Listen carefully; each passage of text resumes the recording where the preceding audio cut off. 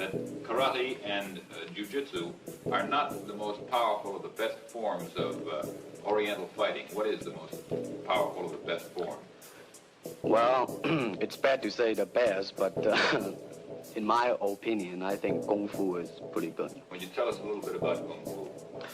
Well, Kung Fu is originated in China. It is the ancestor of karate and jiu-jitsu. It's more of a complete system, and it's more fluid. By that I mean it's more flowing. There is continuity in movement instead of one movement, two movement, and then stop. I see. What's the difference between a Kung Fu punch and a karate punch? Well, a karate punch is like an iron bar, whack. A Kung Fu punch is like an iron chain with an iron ball attached to the end, and it go whang, and it hurt inside. Okay. Lee has studied a system of Chinese Kung Fu for the past 9 years called Wing Chun, and is considered one of the art's most talented and articulate exponents. His teacher in this art has been an elderly Hong Kong Chinese master by the name of Yip Man. Despite his proficiency in this style of Kung Fu, his study of philosophy has caused him to question. And now he begins to question why most martial artists, Chinese and otherwise, seem more concerned with preserving tradition than with looking more deeply into the matter to penetrate through to the ultimate truth of martial art. Moreover, Lee has begun to develop his own method of Kung Fu, which he describes as non-classical in nature and which takes as its core the principles of economy of motion, simplicity, and directness. All right, for instance, you will read it in a book, in a magazine and everything, that when somebody grabs you, you will first do this, and then this, and then thousands of steps before you do a single thing. Of course, these kind of magazine would teach you to be feared by your enemies and admired by your friends and everything. But in Kung Fu, it always involves a very fast motion. Like, for instance, a guy grabbing your hand. It's not the idea to do so many steps. Step him right on the instep. He'll let go.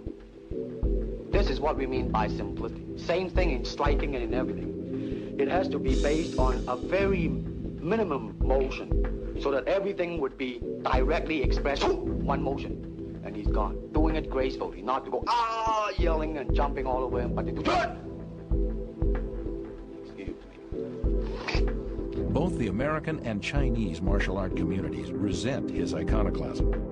For such a young man to stand up against thousands of years of tradition and venerated authority is considered a direct threat to the status quo and its entrenched power base.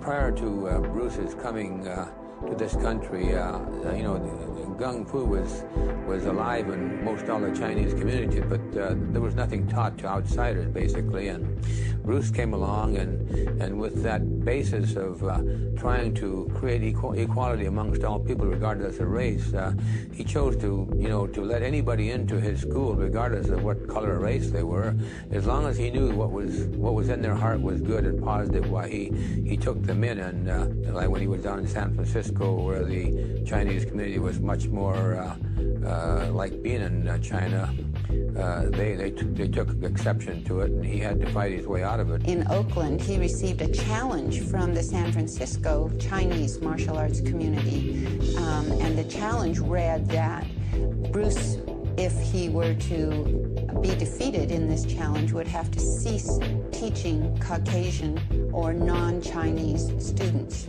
And the Chinese martial artist came over from San Francisco to Bruce's studio in Oakland, and a very formal challenge took place.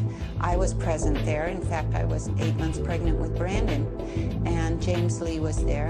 And this fight with this Chinese martial artist lasted about 3 minutes. It consisted of a lot of running, where the Chinese martial artist took off and started running around the room, and Bruce was pursuing him before Bruce finally got a hold of him and took him down to the floor and made him give up. And after the challenge ended, with the Chinese martial artist being soundly defeated and they all went away, Bruce won the right to teach anyone he wanted to.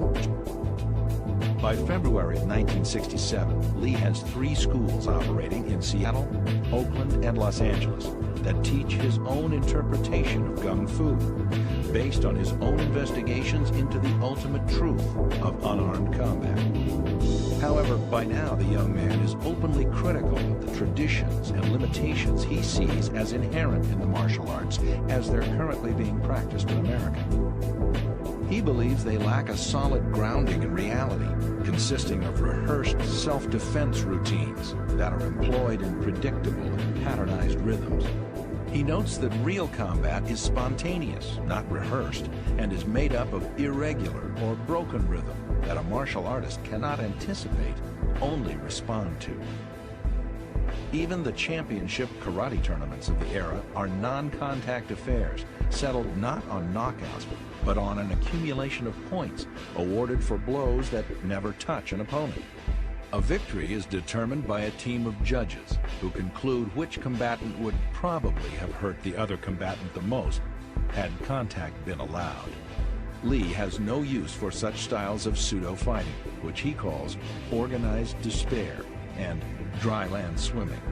Lee's criticism of the arts can be attributed in part to his background in Hong Kong, which consisted not of non-contact karate tournaments, but full-contact street fights and challenge matches fought on Hong Kong rooftops.